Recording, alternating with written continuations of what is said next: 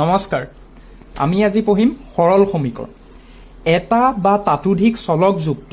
এক প্ৰকাৰৰ সমতাৰ উক্তিক সমীকৰণ বোলে এই বাক্যটো বুজিবলৈ আমি প্ৰথম জানিব লাগিব চলক কাক কয় ধ্ৰুৱক কাক কয় আৰু উক্তি কাক কয় x y z a b p q ইত্যাদি আক্ষৰিক প্ৰতীকবিলাকক চলক বুলি কোৱা যায় চলকৰ কোনো নিৰ্দিষ্ট মান নাথাকে ই সময় সাপেক্ষে বেলেগ বেলেগ মান ল'ব পাৰে ইয়াৰ পাছত আমি জানিম ধ্ৰুৱক কাক বোলে 1 2 3 50 100 ইত্যাদি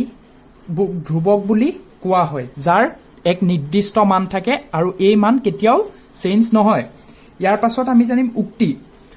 যদিহে এটা বাক্যক সত্য বা অসত্য বুলি ক'ব পাৰি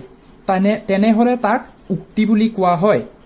প্ৰত্যেকটো বাক্যই উক্তি নহয় যেনেকে 2 + 3 = 5 এটো সত্য হয় নে অসত্য হয় আমি ক'ব পাৰিম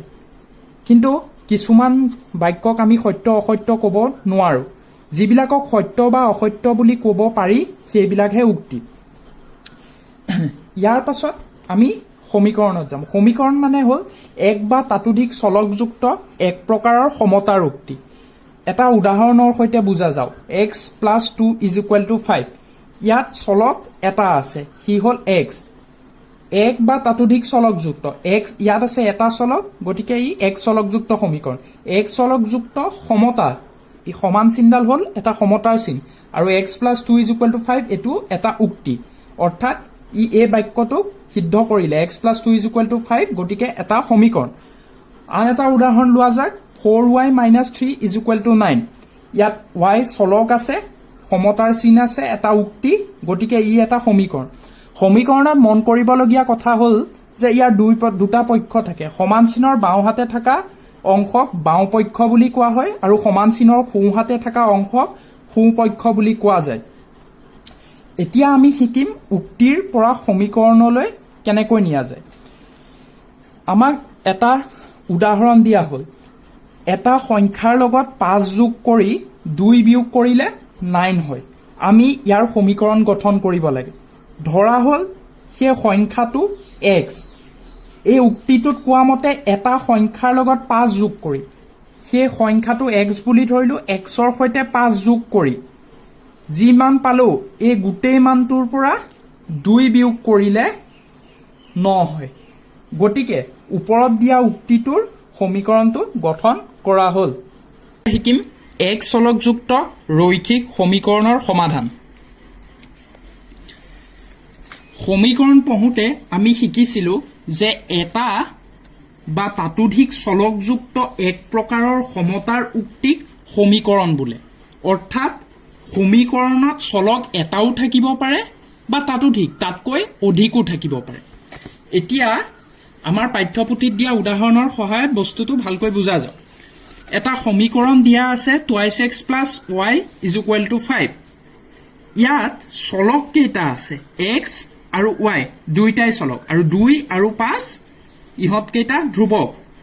যেহেতু ইয়াত চলক দুটা আছে ই এক চলকযুক্ত ৰৈখিক সমীকৰণ নহয় ইয়াৰ পাছৰ উদাহৰণটোলৈ যোৱা যাওক x + 2y - 3z = 15 ইয়াত x y z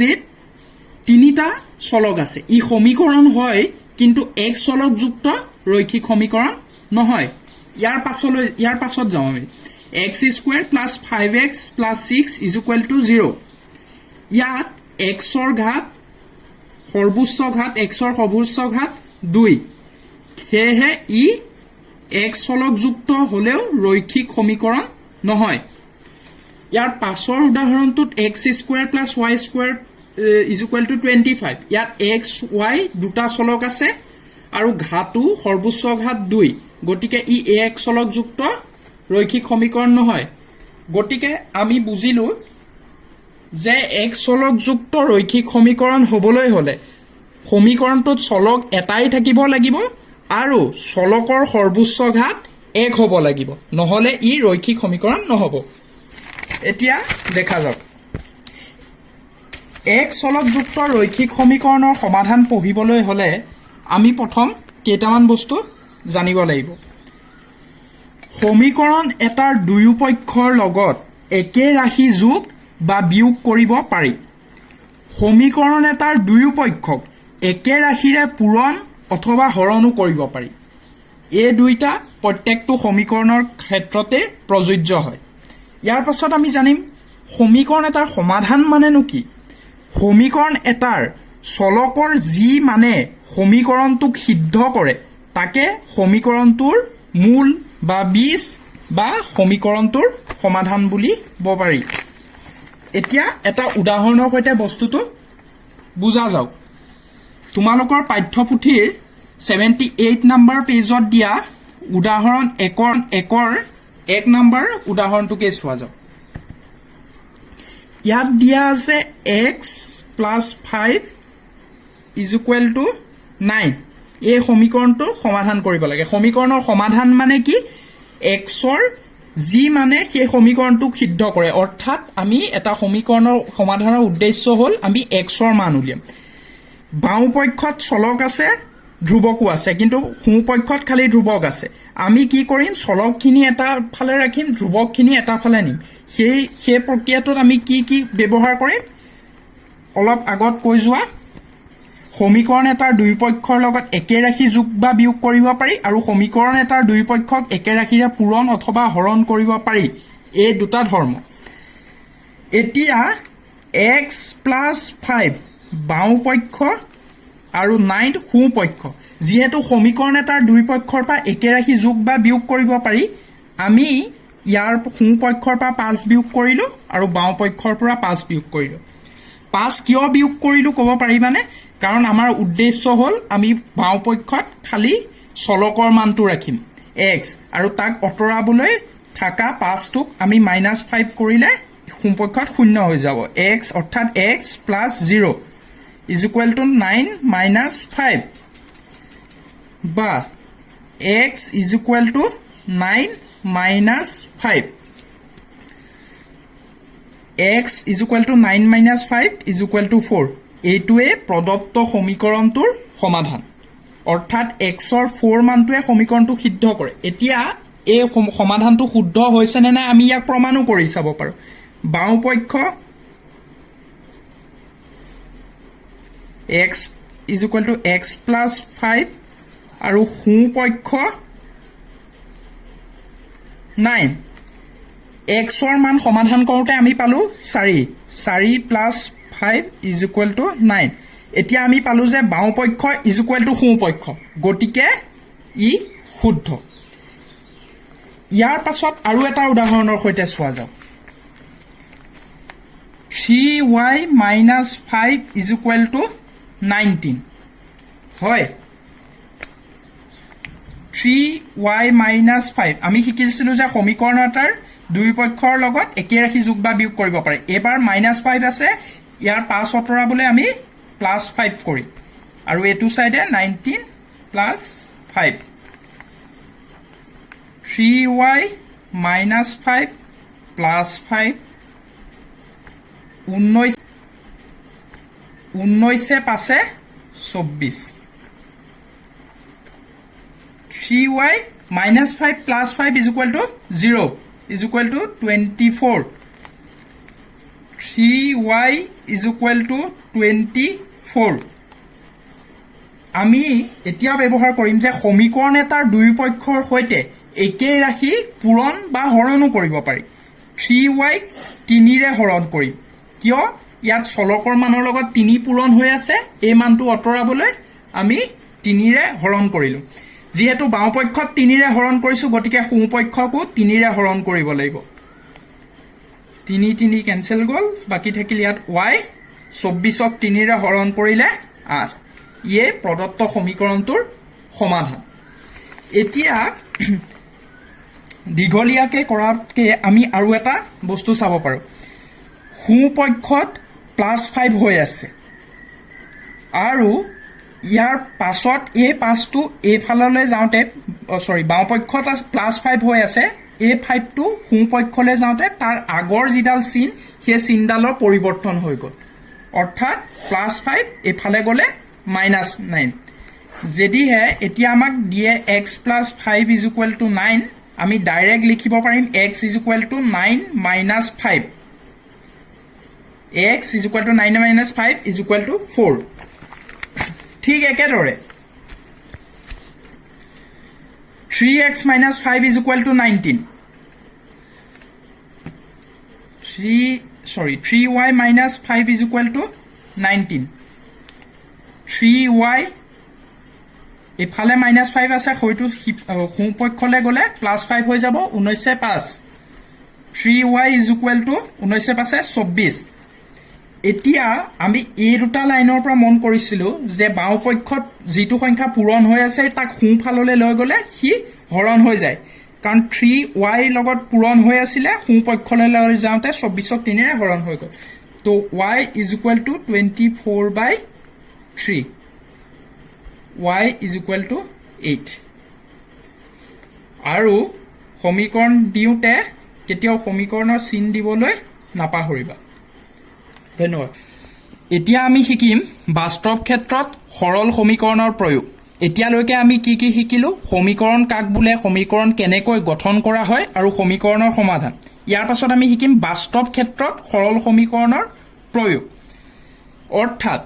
বাস্তৱ জীৱনত পোৱা আমি সমস্যাবিলাকক সমীকৰণৰ সহায়ত কেনেকৈ সমাধান কৰিম এটা উদাহৰণ লোৱা যাওক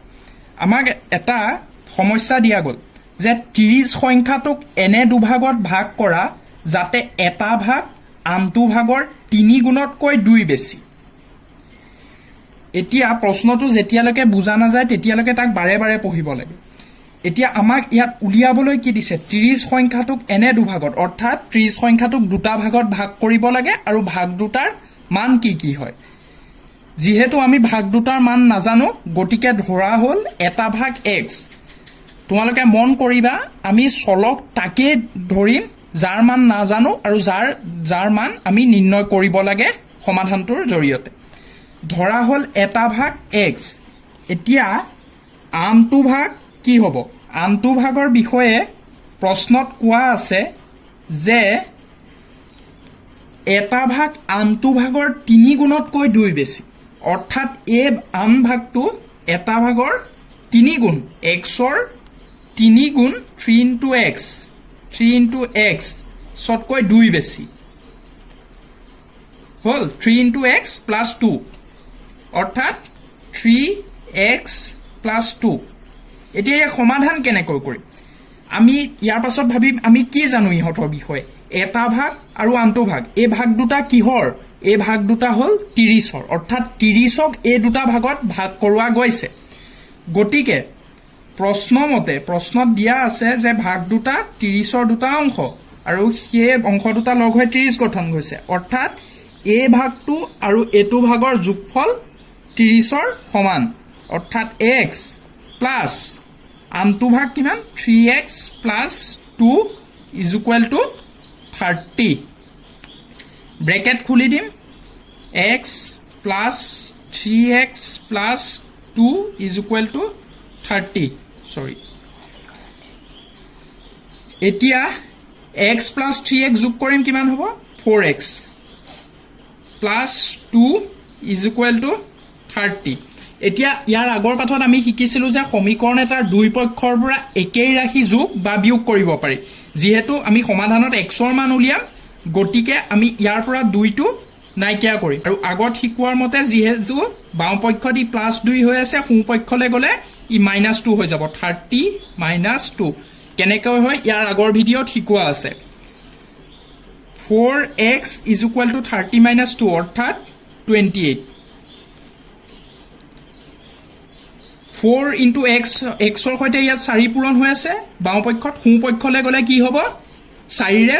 4 হৰণ হৈ যাব অৰ্থাৎ x is equal to 28 divided by 4 28ক 4 ৰে হৰণ হৈ যাব কেনেকৈ হ'ব ইয়াকো মই আগৰ ভিডিঅটোত শিকাই থৈছো এতিয়া x is equal to 28 divided by 4 অৰ্থাৎ 7 উত্তৰ ইয়াতে শেষ হোৱা নাই আমাক প্ৰশ্নত সুধিছিল যে সংখ্যা দুটা 30 সংখ্যাটোক এনে দুটা ভাগত ভাগ কৰা গতিকে আমি শেষত লিখিব লাগিব যে এটা ভাগক আমি কি বুলি ধৰিছিলো x অৰ্থাৎ x ৰ মান কিমান 7 আৰু আনটো ভাগ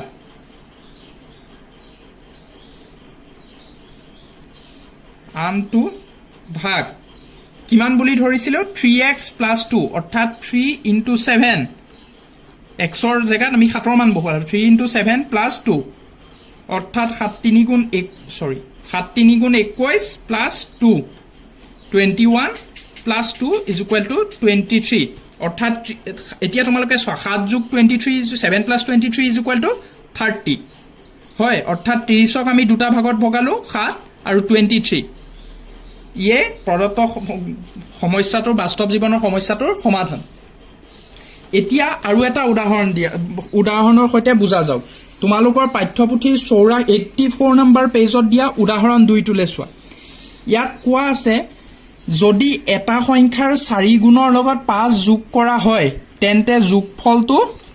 41 সংখ্যাটো কি এতিয়া সমীকৰণৰ সৈতে সমাধান কৰিবলৈ হলে আমি প্ৰথম কি ধৰিব লাগিব চলক কাক ধৰিম সদায় মন কৰিবা যাক নিৰ্ণয় কৰিব লাগে আমি তাকেই চলক ধৰো সংখ্যাটো কি অৰ্থাৎ আমি সংখ্যাটোক চলক বুলি ধৰিব লাগিব এতিয়া সমাধানত লিখা হৈছে ধৰা হ'ল সংখ্যাটো x কিয় লিখিছো গম পাইছা ইয়াৰ পাছত প্ৰশ্নত কি কোৱা আছে সংখ্যাটোৰ 4 গুণৰ লগত 5 যোগ কৰিলো আমি সংখ্যাটো কি বুলি ধৰিলো x xক 4 গুণ কৰিলো 4 × x অৰ্থাৎ 4x + 5 যোগ কৰিলো 4x + 5 = কাৰ সমান হয় 41ৰ সমান হয় অৰ্থাৎ প্ৰশ্নমতে কোৱা আছে যে 4x + 5 = 41 4x 5 টো ইফালে লৈ গলে 41 - 5 = 36 x 4 টো ইফালে লৈ গলে 36/4 = 9 উলিয়াব লগা সংখ্যাটো 9 আশা কৰো দুইটা উদাহৰণ বুজিলা ধন্যবাদ